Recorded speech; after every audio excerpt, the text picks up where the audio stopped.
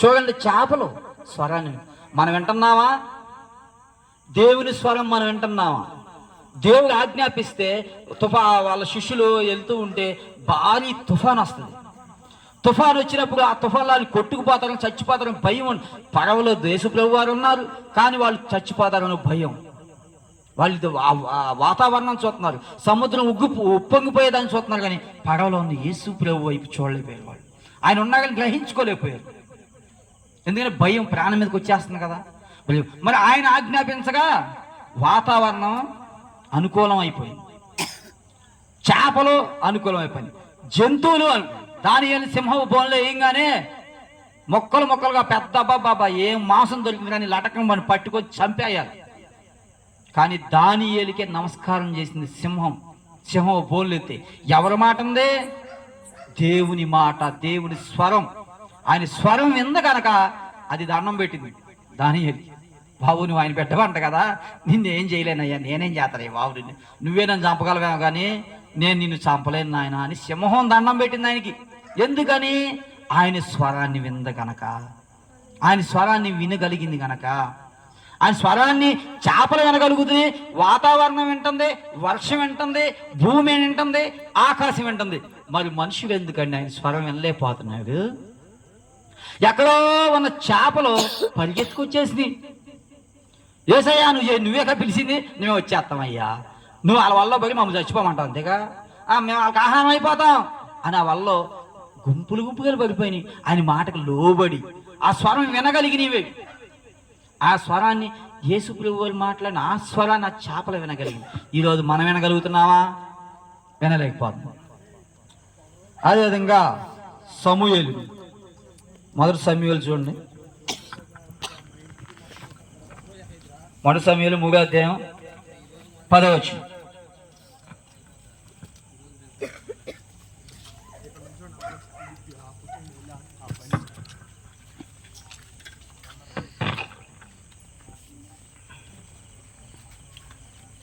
తీశానండి 10వ వచనం. యెహోవా ప్రత్యక్షమై నిలిచి ఆ రీతిగా సమూయేలు సమూయేలు అని పిలువగా సమూయేలు నీ దాసుడు ఆలకించుచున్నాడు, ఆజ్ఞేయమనెను. యెహోవా ప్రత్యక్షమై అంటున్నాడంట, సమూయేలు సమూయేలు అని పిలుస్తున్నాడంట. ఎవరినండి? సమూయేల్ని. ఈ సమూయేలు ఎవరు? హన్నా కుమారుడు. అయితే అన్నకి పిల్లలు లేని పక్షంలో దేవునితో ఒక నిబంధన చేసుకొని, ప్రభువా మాకు మగబిడ్డని ఇస్తే ఆ బిడ్డని నీ మందిరానికి ఇచ్చేస్తాను ప్రభువా అని తాను దేవునితో ఒక నిబంధన చేసుకుంది. నిబంధన చేసుకున్న ప్రకారమే ఒక సేవకుడి దగ్గరికి తీసుకెళ్ళి, అయ్యా నేను ఇస్తా అన్న మాట ప్రకారం నా బిడ్డని నీ సన్నిధిలో పెంచాలనుకుంటున్నాను, నీ సన్నిధికి అప్పగించేస్తానని ఆ సమూయేలుని ఈ దేవుని సన్నిధిలో ఒక సేవకుడి దగ్గర విడిచిపెట్టింది. దేవుడు పరీక్షిస్తాడు కదా, నా కోసం ఇస్తారో లేదో అని. పరీక్షించిన రీతిగానే ఆమె మందిరంలో ఇచ్చి ఆ బిడ్డని వదిలి వెళ్ళి, తాని వయసు ఇంచుమించుగా ఒక పసి బాలుడే, ఒక 5 ఏళ్ళు లోపే అనుకోవాలి. 5 ఏళ్ళు అది కరెక్ట్ కాదు, 5 ఏళ్ళు లోపే అనుకోవాలి అంతే. తాను కూడా దేవుని స్వరం విన్నాడు. ఆ పసిబిడ్డ వయసులో ఉన్నప్పుడు తాను దేవుని స్వరం వినగలిగాడండి. మరి మనకి ఇంచుమించు మనకి కంటి ముందు 30 సంవత్సరాలు ఉంటున్నాయి, 40 సంవత్సరాలు ఉంటున్నాయి, 50 సంవత్సరాలు ఉంటున్నాయి. మినిమం ఒక సెన్స్ మనకు ఉండి ఒక వయసు. వాక్యం వైపు చూడండి, కొంచెం వాక్యం వినండి. చెప్పేది గాలికి పోకూడదు. ఆ చేపల్లాగా చేపలే లోబడ్డాయి. అది ఇప్పుడు అదే చెప్తున్నా, చేపలే లోబడ్డాయి, మనం లోబడలేకపోతున్నామని. వాక్యం వైపు మీ ధ్యాస ఉండాలి. ఎందుకంటే మేము ఎంత గొంతడిచి గాలికి చలికి ఇది చేసుకోండి, ఎందుకంటే వాక్యం వ్యర్థం అవ్వకూడదనే కదా. వాక్యం అయిపోయి ఉండాలి మీ ధ్యాస ఇప్పుడు కూడా. ఈ సమూయేలుని దేవుడు పిలిస్తే ఆ వయసులో ఆ జ్ఞానం వినగలిగాడు, ఆ చెవులతో ఆ స్వరాన్ని వినగలిగాడు. సమూయేలు సమూయేలు అంటే ప్రవ్వా చెప్పు ఏంటయ్యా అన్నాడు. ఆ స్వరాన్ని వినగలిగాడు. ఎవరో చిన్న బాలుడైనా సమూయేలు. ఈరోజు మనం వింటున్నావా? దేవుని స్వరం వింటున్నావా? మీ జీవితాల్లో ఉన్నాయా? లేవు. మన జీవితాల్లో దేవుని స్వరం ఎక్కడ ఉంటుంది? లేదు, లోకానికి అట్రాక్ట్ అయిపోతున్నాం. మీరు అక్కడ సినిమా పాటలు పెట్టి డాన్సులు వేయండి, ఇక్కడ కూటమి పెట్టండి, అక్కడ ఎంతమంది ఉంటారు, ఇక్కడ ఎంతమంది ఉంటారు. అక్కడ ఒక స్టేజ్ వేసి సినిమా పాటలు పెట్టి స్టప్పులు వేయండి, అక్కడ ఎంతమంది ఉంటారు, ఇక్కడ ఎంతమంది ఉంటారు. ఈ దేవుని స్వరమేనా? దెయ్యం స్వరం. దెయ్యం స్వరం దగ్గర ఎంతమంది ఉన్నారు, దెయ్యం స్వరం దగ్గర ఎంతమంది. లోకానికి అట్రాక్ట్ అయిపోతున్నారు. ఆ అట్రాక్ట్ అవ్వడం కోసం దెయ్యంగా ఈ స్వరం వినటం కోసం రకరకాల బ్లూటూత్లు, రకరకాల ఫోన్లు, పెద్ద పెద్ద ఫోన్లు, ఐప్యాడ్లు, పెద్ద పెద్ద బ్లూటూత్లు అని అనేక రకంగా వాడి మాటలు వినటం కోసం డబ్బులు ఖర్చు పెట్టుకుని వేసుకొని చెవుల్లో పెట్టుకుని వినేసేస్తాం. మరి దేవుని స్వరం నీ జీవితంలో ఉందా? ఆయన స్వరం నీ జీవితంలో లేకపోతే నీకు వ్యర్థం. అదే రీతిగా నేను సంఘానికి వచ్చి, అంటే నేను ఈ దర్శనం కలిగి ఉన్నప్పుడు, ఇప్పటికి 2019 వచ్చి ఇంచుమించు 5-6 సంవత్సరాలు గడిచిపోయింది. నేను వచ్చి 2 సంవత్సరాలకి ప్రభువా నేను మందిరంలోకి వచ్చాను, చిన్న పిల్లలు చూసిన దర్శనాలు నాకు వచ్చి నీ మమ్మీ గారు ఇలా మాట్లాడాడు దేవుడు అంటున్నారు, నాకు కల వచ్చింది ఇలా అంటున్నారు, దేవుడు అలా అంటున్నాడు ఇలా అన్నాడు, సంఘం అందరూ చెప్తుంటే నాకు పిచ్చెక్కిపోతుంది. ఇదేంటి ప్రభువా, మరి అందరూ చెప్తున్నారు, మరి నేను నువ్వు అంటే ఇష్టం కలిగినోడిని, నాతో మాట్లాడవా ఏంటయ్యా, నీ స్వరం నువ్వు మాట్లాడతావని తెలుసు కానీ నేను ఎప్పుడు వినలా. కానీ నేను పొందుకున్న అనుభూతి స్వయంగా పొందుకుంటే ఎలా ఉంటుంది? సంతోషంగా ఉంటుంది. ఎవరో చెప్పిన దానికి మనమే పొందుకున్నానికి చాలా డిఫరెన్స్ ఉంటుంది. కాబట్టి ఆ దినాన నేను ప్రభువా నువ్వు మాట్లాడతావంట, నీ స్వరం బాగుంటుందంట, అయితే ఆ స్వరాన్ని నేను వినాలని ఆశపడుతున్నాను ప్రభువా అని చెప్పి ఉదయకాలం పాచి మొహం కడక ముందే ఒకసారి చదివేశా బైబిల్.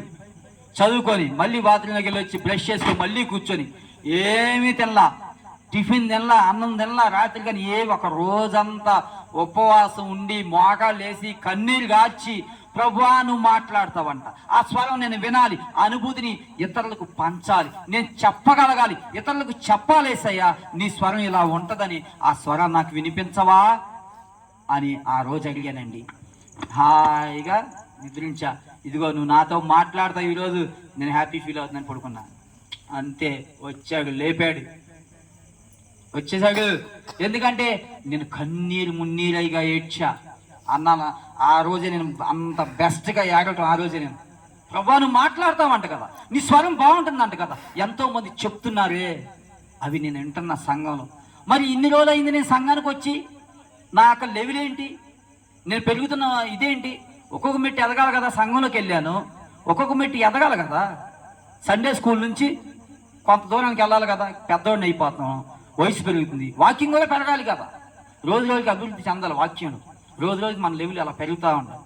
మరి వచ్చి సంఘానికి మొదట ఎలా వచ్చి ఇప్పుడు ఎలాగే ఉంటే బైబిల్ ఏ చదువులు అని మనం బైబిల్ చదువుతాం, బైబిల్ చివరికి కూడా అలాగే మిగిలిపోతాం, బైబిలే రాకుండా కీర్తనలు చదువుకుంటాం, అట్లా చదువుకుని ఒక లెవెల్కి వెళ్తాం.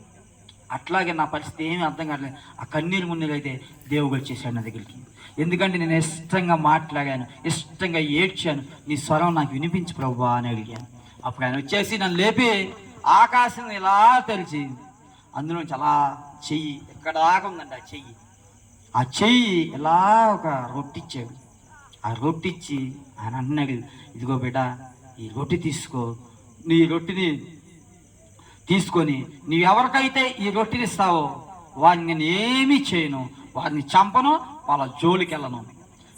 ఈ రొట్టె ఇస్తున్నాను, అదే పాటు నీకు గంట సమయం ఇస్తున్నాను, గంట మాత్రమే సమయం. ఈ గంటలోపు నువ్వు ఎవరికైతే రొట్టె పెంచుతావో, ఎవరి మీద రక్షిస్తావో వాళ్ళని నేను ఏమీ చేయను. నీ ఇష్టం వచ్చిన వాళ్ళకి పెట్టుకో, నీ అక్కగా పెట్టుకుంటావో, నీ చెల్లిపే పెట్టుకుంటావు, నీ బంధువులకే పెట్టుకుంటావో, అన్నిలకే పెట్టు, నీ ఇష్టం, నువ్వు ఎవరికైనా పెట్టు, నేను వాడిని టచ్ చేయను, వాడిని చంపను. ఎవరైతే అంగీకరించరో, ఎవరైతే దీన్ని తీసుకోరో వారి మొత్తాన్ని ఈ భూమి మీద లేకుండా చేస్తా. గంట అంటే గంటే టైం, గంటకు మించి ఒక్క సెకండ్ అవతలికి వెళ్ళినా ఈ భూమి మీద చూడటానికి నీకు ఒక్క పురుగు కూడా కనపడదు అని నాకు ఇలా చెయ్యి చూపిస్తూ వార్నింగ్ ఇచ్చాడు. ఏంటా అంటే ఆ రోజు పొందిన ఆనందం నేను చూసింది చెయ్యేనండి, ఆయన మొహాన్ని కూడా లేదు. ఆయన ఆకాశం నుంచి అలా నా కోసం చెయ్యి ఇలా చాపాడు. అదే నా అసలు ఎంత ఆనందమైన. ఆ రోజు అన్నం కూడా తినలేదు. ఫస్ట్ నాతో మాట్లాడిన మాటకి నా జీవితానికి ఒక అర్థం వెలుగు వచ్చేసింది. ఆ మాట మాట్లాడు ఏంటో అర్థం చేసుకుని అమ్మకు ఫోన్ చేస్తే రొట్టె ఇచ్చాడు, రొట్టెకి అర్థమైంది సువార్త చెప్పమని. ఎవరైతే నా ద్వారా నేను ఎవరినైతే రక్షిస్తానో, ఎవరికైతే రక్షణలోకి నడిపించి వారిని కడతానో వారిని నేను ఏమి చేయను నాన్న. నువ్వు ఎంతమందిని కడతావో కట్టు, నేను వారిని ఏమీ చేయను. ఎవరైతే నీవు ఇచ్చిన దాన్ని స్వీకరించకపోతారో వాళ్ళని భూమి మీద ఉంచను అంటే ఉగ్రత కురిపించేస్తాడు. ఇదిగో చెప్తున్నాడు, ఇదిగో నేను పెండ్లి కుమార్తెల వల్ల నేను వస్తున్నాను, మీరు పెళ్లి కూతురు వల్ల సిద్ధమైపోయారు, పెండ్లి కుమార్తెల వల్ల మీరు సిద్ధంగా ఉన్నారని అనేక సార్లు హెచ్చరిస్తున్నాడు. ఎంతో మంది సేవకులు చెప్తున్నారు, ఇదిగో నేను త్వరగా వచ్చినాను, ఇదిగో నేను త్వరగా వస్తున్నాను అంటే ఆయన వచ్చేది లేదు, వచ్చేది లేదు, మన పని మనమే అన్నట్టుగా ఉండాలి ప్రజలు. నిజం, చాలా ఈజీగా ఉంటున్నారు. మన పని మనదే, మన లోకం మనదే. ఎంతసేపు నా అమ్మ, నా చుట్టూ, నా ఇది, నా బాబాయ్, మా పిన్ని, ఈ లోకానికే అంకితమైన మాటలు తప్పనిచ్చి దేవుని స్వరం వినాలనే ఆసక్తి అక్కడ ఎవరికి కలగటం లేదు. ఆయన స్వరం వినే శక్తి నీకు లేకపోతే ఖచ్చితంగా నీకు దేవుళ్ళలో లేనట్టే. ఆయన స్వరం వినాలని ఆశ కలిగి ఉండాలి. 5 సంవత్సరాల వయసులోనే, 5 సంవత్సరాల లోపే బొడ్డ బాలుడు, 5 సంవత్సరాల లోపే ఉంటుంది, 5 సంవత్సరాలు ఎగ్జాక్ట్ ఏం కాదు. ఆ బాలుడు వినగలిగాడు. ఎలా వినగలిగా స్వరాన్ని? ఇంకోలే దడుచుకుని సత్తారు, అమ్మో ఇదని దెయ్యంగా ఉంది. ఆ వయసులో వినగలిగాడు. మనకి ఎంత ఇప్పుడు 30, 40, 50 అలా వయసు ఉంది. ఎంతున్నామా స్వరం? పొద్దున్నే లేచి ఎల్ల పక్కన మన ఆడవాళ్ళు ఎవరైనా 2-3 కూర్చుంటారు, లేదా మగవాళ్ళు 4 అలా చెరువు కట్టలు కూర్చుంటారు. గంటలు మీటింగ్ పెడతారు, సాయంత్రం దాకా అన్నం తినపని పర్లేదు ఆడే ఉంటారు. ఇక్కడ మన ఆడలు అట్లాగే ముచ్చట్లు పెట్టుకుని అదంట ఇదంటారని చాలాసేపు. మరి ఈ రోజు పరిచర్య దినం అంతట్లో దేవునితో ఉండి మరి అంతంత ముచ్చట్లు పెట్టుకుంటున్నాం, వాక్యం అనేసరికి ఎక్కడ ఉంటుంది? ఉండట్లా. అందుకని అక్కడ స్టేజ్ అయ్యి సినిమా వాడు పెట్టిన ఇక్కడ వాక్యం పెట్టిన ఎంతమంది ఉంటారు? దేని స్వరం వింటాకి ఎక్కువ ఇష్టపడతారు. కాబట్టి ఏంటంటే దేవుని స్వరం ఎవరైతే వినరో వారి జీవితానికి అర్థమే లేదు. ఆయన స్వరం వినాలి, వినగలిగిన చెవులు మనకు ఉండాలి. ఆయన స్వరం వినకపోతే మన జీవితం ఎందుకండి? అర్థం. అందుకనే మోషే దేవుని స్వరం విన్నాడు, వాళ్ళందరిని ఇశ్రాయేలు ప్రజలను రక్షించాడు. ప్రభు నేను నత్తివాడిని కదయా, నన్ను వెళ్ళమంటావేంటయా? నేను వెళ్ళలేనంటే, నాయనా నిన్ను సృష్టించిన నాకు తెలియదా, నువ్వు నత్తివాడు చెవిటివాడు నాకు తెలియదా, నువ్వు వెళ్ళంటే ప్రభు అయ్యా నువ్వు నాకు సహాయం ఉంటే నేను వెళ్తానయ్యా అన్నాడు. నువ్వు సహాయం లేకపోతే నేను వెళ్ళను, నువ్వు సహాయం వస్తే నేను వెళ్తాను. సరే అన్నాడు. ప్రతిదీ కూడా ఆయన స్వరమే. ఆయన ఉన్నాడు, ఇదిగో నువ్వు ఇలా చేయి. ఆయన స్వరం అన్నాడు, మన్నాన్ని కురిపించాడు. ఆయన స్వరం అన్నాడు, అగ్నిని కురిపించాడు. ఆయన స్వరం విన్నాడు, వాళ్ళని సముద్రాన్ని చీల్చాడు. అన్నీ కూడా దేవుని స్వరం విని విని విని విని విని అన్ని పనులు చేశాడు మోషే. ఈరోజు నా ప్రిపెడ్లారు అందరూ ఆలకించాల్సిన మాట ఏంటి? ఆయన స్వరం ఒక్కసారి వింటే చాలు. సినీ హీరోలు సెలబ్రేషన్ మనం అనుకుంటాం. చాలామంది మా అన్నయ్య కూడా, మేము కూడా అప్పుడు సినిమాలో ఉన్న పిచ్చప్పుడు వాళ్ళు షేక్ హ్యాండ్ ఇస్తే చాలు, ఆ చేయని అబ్బాయి ఎలా చూసుకుంటాం. అబ్బా నాకు ఇష్టమైన హీరో షేక్ హ్యాండ్ ఇచ్చాడు, అబ్బాబ్బా మహేష్ బాబు షేక్ హ్యాండ్ ఇచ్చాడు, నాకు షేక్, ఎంత ఆనందపడిపోతాం మనకి ఇష్టమైన హీరో ఇస్తేనే. దేవుడా కాదు, అయినా షేక్ హ్యాండ్ ఇవ్వగానే ఆ షేక్ హ్యాండ్ తీసుకుంటాం, గుంపులో ఇలా తన్నుకొని వెళ్ళి షేక్ హ్యాండ్ ఇస్తాం. అలా చేయవగానే చెయ్యి అలా చూసుకుంటాం. మనలాంటి మనిషి అలా చేయిస్తే, నీకు దేవుడే స్వయంగా చేయిస్తే ఇంకా దానిలో ఎంత ఆనందం ఉందండి. దేవుడే చేయిస్తే ఆ చెయ్యిని మనం తాగితే ఆ స్వరం వింటే ఎలా ఉంటుంది? కాబట్టి ఈరోజు మనం ఆయన స్వరం వినగలగాలి. చాలామంది వినటం లేదు, లోకానికి అట్రాక్ట్ అయిపోతున్నారు. ఎక్కువ మ్యాక్సిమం సినిమాలు, కబుర్లు, లోకం తీరు, లోక మాటలు, అర్థమైన మాటలు, వీటికి ఎక్కువ కనెక్ట్ అయిపోతున్నారు. ఆయన స్వరం వినలేకపోతున్నాం, ఆయన స్వరం మరుగైపోతుంది. మన స్వరం వినబడిపోతుంది, ఆయన స్వరం మరుగైపోతుంది. ఎందుకంటే మనం ఆయన అడగట్లేదు కనుక ఆయన స్వరం ఇదిగా లేదు. ఎవరైతే నన్ను వెతుకుతారో వారికి నేను దొరుకుతాను అంటున్నాడు. మనం వెతుకుతున్నావా? ఆలోచన చేయండి ఒకసారి. మనం వెతుకుతున్నావా? ఆయన వెతికితేనే దొరుకుతాడు. నువ్వెంతో కష్టపడతాడే కదా. ఇప్పుడు ఏదో చేపలకి వెళ్తాము, ఆ గట్టి మీద కూర్చొని దానికి ముళ్ళు పెట్టి ఎరేసి వేసి నీళ్ళల్లో వేస్తే అది లాగేదాకా దానికోసం చూడాలి. లాగగానే వెంటనే ఒట్టుకు లాగుతాం, అప్పుడు చేప వచ్చింది. ఒక చేపతో ఆగుతామా? ఇంటికి అనేది కూర అవ్వాలంటే 10-20 చేపలు పట్టాలి. పట్టేదాకా అంత ఓపిక ఉంది కదా. అట్లాగే ఆ చేపలను ఎలా ఎదుగుతామో దీన్ని కూడా నన్ను వెతకవాడికి నేను దొరుకుతాను అంటున్నాడు. కాబట్టి అన్ని వెతకాలి. ఈ రోజున సేవకులు ఎంతో మంది దేవుని కోసం లోబడి ఎలాంటి పరిచర్య చేస్తున్నారంటే అలాంటి పరిచర్య చేస్తున్నారు. అలాంటి స్వరం మరి ఆత్మలుగా మనం ఎందుకు ఆ స్వరం వెళ్ళలేకపోతున్నాం? ఇట్లాగా ఒక అయ్యగారు మ్యారేజ్ అయింది, మ్యారేజ్ అయింది, 1 సంవత్సరం అవుతుంది మ్యారేజ్ అయ్యి అయ్యగారికి. దేవుడు మరి కొత్తగా మ్యారేజ్ అయ్యింది ఇద్దరికి, 1 సంవత్సరం లోపు. ఇద్దరు గదిలో ఉన్నారు. గదిలో ఉంటే దేవుడు వచ్చి 2 సార్లు లేపాడంట. ఎవరైనా నిద్ర లేపాడా అని అనుకున్నారంట అయ్యగారు. మళ్ళీ పడుకున్నాడంట. మళ్ళీ పడుకున్న 3వ సారి పిలిచాడట. ఎవరు అని చెప్పి ఆలోచి ఎమ్మటైనా, ప్రభా నువ్వు కానీ వచ్చావా ఏంటి, నన్ను లేపుతున్నావు, నాతోనూ మాట్లాడాలా ఏంటయ్యా, ఏంటి నువ్వు కానీ గదిలోకి వచ్చావా, నాకు కనపట్లేదు ప్రభా, చెప్పయ్యా నువ్వు వచ్చావా అయ్యా చెప్పయ్యా అని వెంటనే మోకాలు వేసేసాడట. వెంటనే ఆయన దర్శనం కలిగింది, మాట్లాడాడు, వచ్చాడు. దేవుడే వీళ్ళ పడక గదిలోకి వస్తే ఏదో ఆశీర్వాదం ఇవ్వటాకే దేవుడు వచ్చేది, నాశనం చేయడానికి రాడు కదా, ఖచ్చితంగా ఆశీర్వాదం ఇవ్వటానికే వస్తాయి. దేవుడే మా గదిలోకి వచ్చాడు. మీరు భార్య భర్తలని మరి అద్దరు కదా ఉండేది. దేవుడే మా గదిలోకి వచ్చాడు, నాకు ఎలాంటి వరాలు ఇస్తాడో అబ్బా బాబా అని అతను చాలా సంతోషంగా కన్నీళ్ళు తగు. ప్రభా ఏంటయ్యా చెప్పయ్యా, ఏంటయ్యా నీకేం కావాలి ప్రభా ఏంటని అడిగితే, వెళ్ళి నీ భార్యను లేపి ఒక మాట అడిగా, నేను నిన్ను తీసుకెళ్ళిపోతే అని అడిగితే, నేను నిన్ను తీసుకెళ్ళిపోతే అని అడిగితే, లేదంటే నీ భార్యను తీసుకెళ్ళిపోతాను, నీ భార్యను తీసుకెళ్ళిపోతాను కదా నేను తీసుకెళ్ళిన తర్వాత తాను పరిచర్య చేసిద్దో లేదు అడిగిలే ఒకసారి. అంటే ఇందాక నేను దేవుడు నాతో మాట్లాడిన మాటలు ఇవి, ప్రభు ఈరోజు ఏ వాక్యం ద్వారా వాళ్ళని బలపరచాలి, ఏ మెసేజ్ ఇవ్వాలి ప్రభు అని అడిగితే దేవుడు మాట్లాడిన మాట ఇది. అయితే మీ భార్యని ఒకసారి లేపి అడిగా, ప్రభు నేను అట్లా అడగగలనయ్యా. ఇప్పుడు ఆయన ఆ మాట ఎక్స్పెక్ట్ చేస్తాడా? కొత్తగా పెళ్ళే ఉంది, తీసుకుపోవటం ఏంటి, అప్పుడే తీసుకుపోవటం ఏంటి, ఆశ్చర్యం. 1 year కదా పెళ్ళేది, భార్య కొత్త 1 year లోపే వాళ్ళ జీవితంలో వాళ్ళు ఎన్నో కళ్ళగంటారు, కానీ అప్పుడే తీసుకెళ్ళిపోవటం ఏంటి? దేవుడు అడుగుతున్నాడు, మీ ఆవిడని తీసుకెళ్ళిపోతాను లేదా నేను తీసుకెళ్ళిపోతా, మీ ఆవిడ పరిచయం చేసేది లేదు అడగమంట. వెళ్ళి లేపు, ఏంటి ప్రభు నేను ఎలా అడగగలనయ్యా, నేను ఏం అడగనయ్యా, పెళ్ళి 5 సంవత్సరం అవుతుంది, నేను ఇప్పుడు వెళ్ళి తను ఏం అడగనయ్యా, నేను అడగలేను ప్రభు, నువ్వు అడిగంటే లోబడితే ఆశీర్వదించబడతావు, నా మాటకి నీకు లోపడాలని లేదా అంటే అయ్యా అడుగుతానని చెప్పి వెళ్ళి యేసు ప్రభు ఆయన కళ్ళ ముందే ఉండడు, ఈ లేపి అడుగుతాడు, అమ్మాయి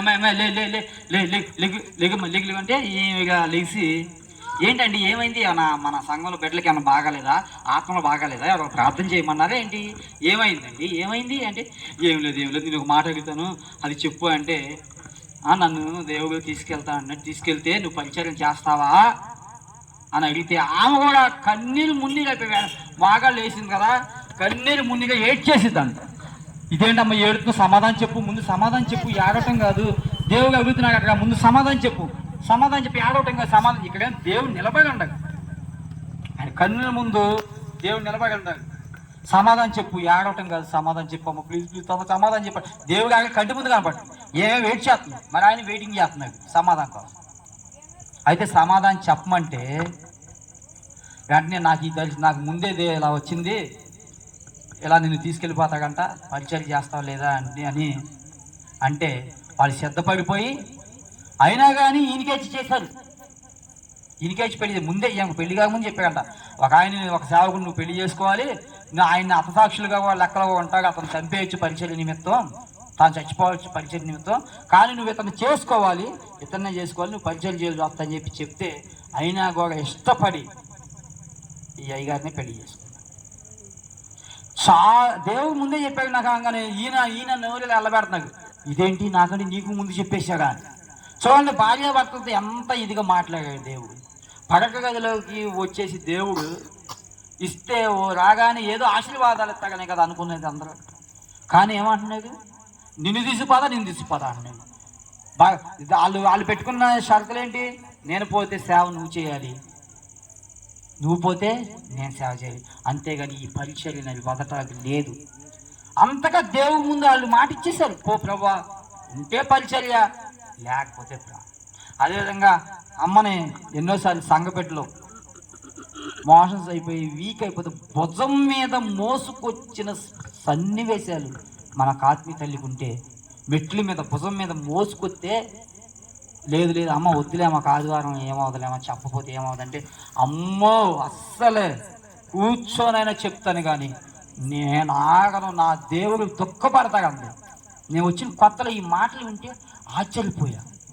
ఏంటి ప్రాణం బాగాలేదు, వాక్యం అంత ఇంపార్టెంటా? అంత ఇంపార్టెంట్ అంత వాక్యం, ప్రాణం బాగాలేదు కదా అనుకోవచ్చు. కానీ అమ్మ భుజాల మీద వేసుకొచ్చి తీసుకొచ్చి కుర్చీలో కూర్చోబెట్టినా కానీ ఎక్కడ వాక్యాన్ని విడిచిపెట్టలేదు. అలాంటి లోబలితనం మన జీవితాల్లో ఉందా? ఖచ్చితంగా ఉండాలండి. ఆయన స్వరం వినగలగాలి. ఆయన స్వరం మన జీవితాలు లేకపోతే మన జీవితాలు వ్యర్థం. పేతురు లోపడ్డాడు. అయ్యా నీ మైనను నీ మాట చొప్పున నేను వల వేయమంటే వేస్తాను ప్రభువా అన్నాడు. లోకస్తుల్లాగా నువ్వేమంటే నేను వేయాలా? రాత్రి అంతా తిరిగి వచ్చానుగా, ఇప్పుడు ఏంటంట తిరిగి వచ్చాను, మాకు తెలీదా? మాకన్నా నువ్వు సీనియర్వా? ఇప్పుడు నేను వల వేయాలా ఏంటి? ఎందుకు వేయాలి వల? తిరిగి వచ్చాను కానీ లోకస్తులు మాటలు మాట్లాడాడు. కానీ తాను అన్నాడు, ఆయనను ప్రభువా నీ మాట చొప్పున నేను వింటాను అని లోబడ్డాడు. ఎప్పుడైతే ఈ పేతురు లోబడ్డాడో ఆ చేపలు కూడా లోబగలే చేశాడు ప్రభు. ఎప్పుడైతే ఈయన వెంటనే ప్రభు నీ మాట ఎదురు చెప్పకుండా లోబడి ఇదిగో నీ మాట చొప్పున శాతం ప్రభు అన్నాడు, వెంటనే ఆ చేపలు వచ్చేసి ఒక దినాన పన్ను కట్టాలి. యేసు ప్రభు వారు పేదలు పన్ను కట్టాలి.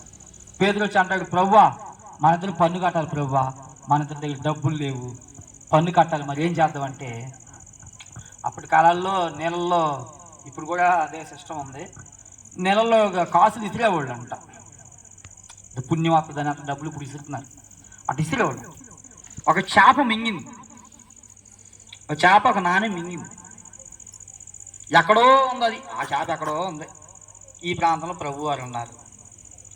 పేతురు వచ్చి అంటున్నాయి, ప్రభు అయ్యా పన్ను కట్టాలయ్యా, పన్ను చెల్లించాలంటే, పేతురు నువ్వు వెళ్ళి చేపను ఆజ్ఞాపిస్తాయి షేకెళ్ళి వెళ్ళి దాని నోట్లో ఉంటుంది, నాను అది తెచ్చి అలాగే బిల్లు కట్టేయమంటాడు. ట్యాక్స్, గవర్నమెంట్ ట్యాక్స్, పన్ను అంటే. ఇలా చేప పొట్టలో ఉన్న నాణ్యాన్ని తెచ్చి, ఎక్కడో చేప పొట్టలో ఉన్నది ఈయనకి అట్లా తెలుసు, దేవుడు కాబట్టి తెలుసుకోగలిగాడు. తెలుసుకొని ఇదిగో ఆ చేపలో ఉన్న పొట్టలో తీసి నాని గవర్నమెంట్కి ట్యాక్స్ కట్టాడు. మరి అక్కడ ఉన్న చేప లోబడిపోయిందండి ఆయన స్వరం విని, ఓ చేప వచ్చేయి, మేము ఇక్కడ పన్ను కట్టాలి, వచ్చేయి అనగానే ఆ చేప వచ్చేసింది, పన్ను కట్టేశారు. ఈ గుంపులు చేపలు కూడా ఆయన స్వరానికి లోబడ్డాయి. నేను చెప్పే మాట ఏమిటంటే స్వరం వినాలి, లోబడాలి. ఆయన స్వరం మన జీవితానికి, ఆయన స్వరం లేకపోతే మన బ్రతికే వేస్ట్.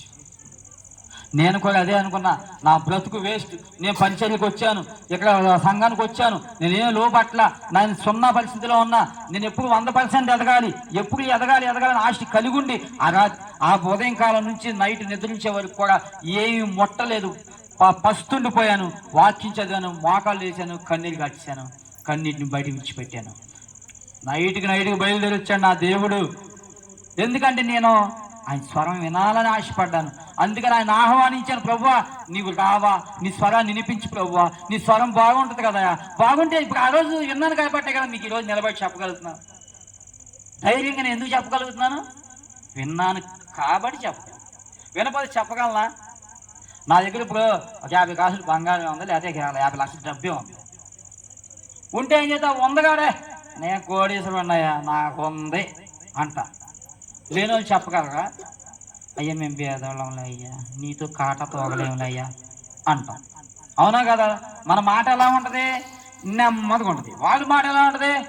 పౌరుషంగా ఉంటుంది. అంటే నిన్ను నన్ను కొనేసి అంత పొగరగా మాట్లాడతాయి. నాకు ఉందా ఏంటే అంటే. మనం పేదలుగా ఏమంటాం, అయ్యగారు మా అంత పరిస్థితి లేదులే అయ్యా, మాకు బియ్యానికి వెళ్ళాము, మా పరిస్థితి మన వాయిస్ ఎలా ఉంటుంది? తగ్గిండిపోతుంది. అట్లాగే వాయిస్, దేవుని వాయిస్ ఉన్న వాయిస్ మనకి ఎలా ఉంటుంది? నేను కలిగి ఉన్న దేవుడు గొప్పవాడు, ఆయన స్వరాన్ని నేను విన్నాను అని ధైర్యంగా, బలంగా, గట్టిగా చెప్పగలం. మరి విన్నోళ్ళు చెప్పగలుగుతారా? నేను ఇంకా ఏం లేదులే దేవుణ్ణి తెలుసుకోలేదు, అడుగుతున్నాను, ఏమీ తెలియదు అంటారు. ఎందుకని? వినరు కాబట్టి. వినాలని ఆసక్తి వల్ల ఉందా? లేదు. కాబట్టి ఆయన స్వరాన్ని మనం ఖచ్చితంగా అడగాలి, ఆయన స్వరం వినాలి. ఆయన స్వరం మన జీవితాలు లేకపోతే వ్యర్థం.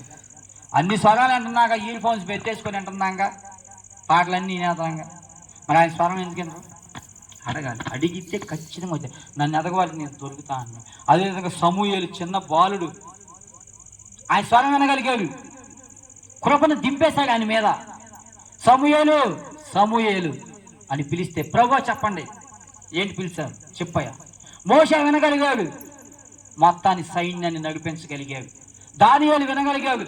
ఇప్పుడు మీరు మీరు కలగంటారు, మీరు నాకు వచ్చి కళ చెప్తారు, అయ్యా నాకు ఇలా రాత్రి కళ వచ్చింది, మరి కళకు అర్థం ఏంటయ్యా అని చెప్తారు.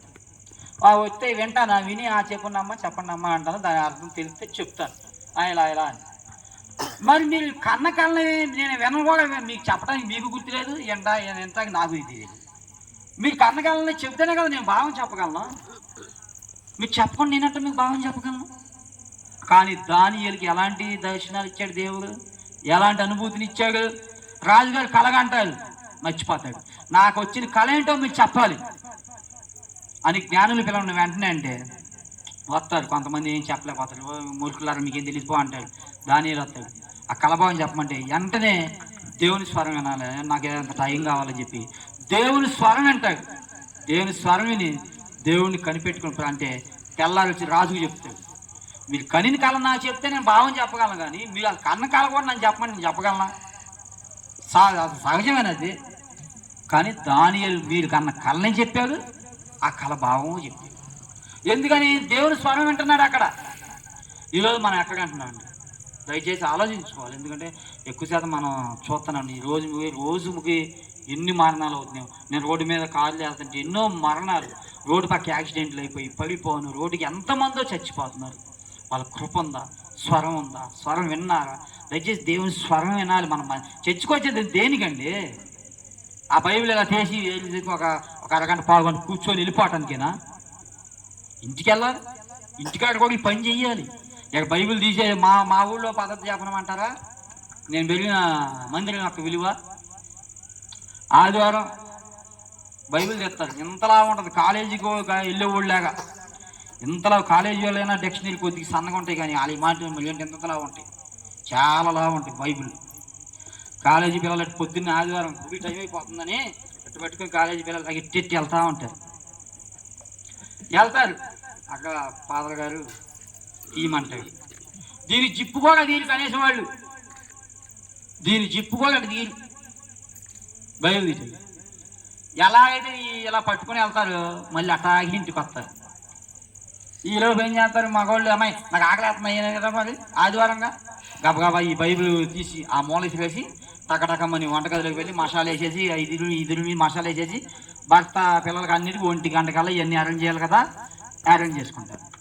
మళ్ళీ ఆదివారం 8 గంటలకు వెళ్ళి పాతనికి వెళ్ళేది ఆ గోళీ బైబిల్ ముట్టుకోరు. మళ్ళీ ఆదివారం అట్టగా పట్టుకుని వెళ్ళిపోతారు గబగబ. ఇక అంతే, మళ్ళీ ఆదివారం దాకా పేజీ ఓపెన్ చేసేదే లేదు. అది మా ఊరి స్టైల్ అది. నేను అనుకున్న వాళ్ళు నాయన అని, అది నిజంగా ఆ స్టైల్ చూస్తే కాలేజీ పిల్లలు కూడా ఆ మాదిరి వెళ్ళగా అట్ట వెళ్తారు. ఒక్కొక్కరు అమ్మో టైం అయిపోయింది. అది మరి ఏం మాట, దీన్ని తెరవకోకుండా దీన్ని ఎందుకు తీసుకెళ్తున్నావు నువ్వు అక్కడికే, చర్చిలో ఎందుకు తీసుకెళ్తున్నావు? బరువు కదా, అసలు వేస్ట్ కదా ఇది. చక్కగా వెళ్ళిపోయి చెప్పా ఆ పాత్ర చెప్పా అని కూర్చోవచ్చుగా. మళ్ళీ దీన్ని మోసుకెళ్ళను, కనీసం ఆగిన జిప్పు దీవు, మరి ఎందుకు చెప్పండి? అట్లాంటి పరిస్థితిలో ఉంటున్నారు ఈరోజు క్రైస్తవులు. చదివితేనే కదా ఇందులో మ్యాటర్ అంటే తెలిసేది. కాబట్టి దేవుని స్వరం ఇంపార్టెంట్. మన జీవితాల్లో దేవుని స్వరం కానీ ఆయన కృప కానీ మనకు లేకపోతే వ్యర్థం. ఈరోజు నా కాన్సెప్ట్ ఏంటంటే, దేవుడు నాతో మాట్లాడిన మాట అంటే, నా స్వరాన్ని ప్రజలు వినలేకపోతున్నారు, అనేక మంది చెవిటి వారిగా ఉన్నారు, లోకం వైపు పరుగులు పరిగెడుతున్నారు అని దేవుడు ఈరోజు నాతో మాట్లాడమంటే, ఈరోజు నాకు దేవుడు ఈ యొక్క మెసేజ్ ద్వారా ఇది చెప్పను నాన్న అని నాతో మాట్లాడాడు. ఆ పడక గదిలో ఉన్న వైఫ్ అండ్ హస్బెండ్ సంవత్సరం కూడా కాగలేదు, ఇంకా నేను వాళ్ళకి పిల్లలు పుట్టలేదు, ఏం పుట్టలేదు, వాళ్ళ ఆనందాలు ముచ్చట. నేను కూడా కలగన్నా, నాకు ఒకవేళ ఇద్దరు పిల్లలు, ఓ బంగ్లా, ఓ కారు, నేను మా వైఫ్, నేను వెళ్ళి ఆఫీస్కి వెళ్ళేటప్పుడు మా ఆవిడ నాకు ఎదురు రావాలి, బాయ్ చెప్పాలి అని ఎన్ను కలగన్నాను. అసలు భార్య లేదు జీవితం. ఎందుకని నా ఆశని నెరవేర్చుకోవాలని నేను బలిగెడుతున్నా. కానీ ఆయన ఆశ వేరు, ఆయన ఆశ వేరుంది. నేను ఉద్యోగం చేయడానికి ఇష్టం లేదు, ఎందుకంటే నేను మొయ్యాల్సింది ఇది, ఆయన కాడి మొయ్యాలి. అందుకే నన్ను ఉద్యోగం మానిపించేసాడు. నేను ఎన్ని ఉద్యోగాల కోసం అంటూ తిరిగి ఎట్టగడ్డ ఉద్యోగం వచ్చింది అనుకుంటే ఉద్యోగం మానేయాల్సిందని అన్నాడు. మానేశాను. దీనికంటే వాల్యుబుల్ పని ఏది లేదు. నా కళ ఏంటి? చక్కగా పెళ్లి చేసుకుంటే ఇంటికి వచ్చేసరికి ఇద్దరు పిల్లలు ఉంటారు, చక్కగా డాడీ అని సరదాగా అల్లరిగా ఎదిగి ఉంటారు. చక్కగా భార్య డ్యూటీకి వెళ్ళేటప్పుడు ఎదురు వచ్చింది, మా ఫ్యామిలీ వారం కారులో వెళ్ళి అలా సరదా తిరిగి వస్తాం. నా కళ్ళ, నా డ్రీమ్స్ అవన్నీ. ఎన్ని కళలు కన్నాను నేను అలా బ్రతకాలి అని. కానీ ఉందా అసలు భార్య? ఎందుకని మరి? ఇది నా ఆశ, మానవుని పద్ధతిలో నా ఆశ, నా కోరిక. కానీ ఆయన పద్ధతిలో ఈ వాక్యాన్ని బోధించాలి, ఆయన పద్ధతిలో సువార్త ప్రకటించాలి. అందుకే నా స్టైల్ ఈ భూమి మీద పనికి రాదు, ఆయన స్టైలే పనికొస్తుంది. నా కోరికలు వేస్ట్, నా మాటలు వేస్ట్, నా చేతలు వేస్ట్, అన్నీ ఆయన పనులే, ఆయన చేతులే, ఆయన మాటలే. కాబట్టి ప్రతి ఒక్కరూ నేను చెప్తున్న మాట ఏంటంటే స్వరం, ఆయన స్వరం వినాలి. ఆయన స్వరం వినలేకపోతే మన జీవితానికి అర్థమే లేదు. దేవుడు ఈరోజు చెప్పమన్న మాటలు ఇవి. దయచేసి అందరూ కూడా ట్రై చేయండి అమ్మ, అంతా ట్రై చేయండి. నేను అలా ట్రై చేసేసి విన్నాను. ఒక్కరోజే పట్టింది, నేను ఆయన బతిని అనుకుంటే ఒక్కరోజే పట్టింది, ఆ ఒక్కరోజే అంతే. వెంటనే మాట్లాడేసాడు దేవుడు. ఎంత ఆ చేపలు యేసుప్రభు వారు అలా పడవ దగ్గర, ఓ చేప వచ్చేయి, ఇక్కడ పేదలు బాధపడుతున్నాడు, వాళ్ళ ఒక్క చేప పోలేదు అట్లా అమ్మ అనగానే వస్తాం ప్రభు అని ఒకటి కాదు మందల చేపలు వచ్చేసేసింది ఆయన మాటకి. మరి నేను ఒక్కరోజు అడిగా, ప్రభు మాట్లాడుతూ ఉంటాడు కదా, మాట్లాడగా ప్లీజ్ మాట్లాడు. మన దేవుడు అంత గొప్ప. కాబట్టి ఈరోజు కాన్సెప్ట్ ఏంటంటే ఆయన స్వరం మనం వినగలగాలి అని దేవుడు మాట్లాడుతున్నాడు. ఈ చిన్న మాటలు దేవుడు దీవించును గాక. ఆమేన్.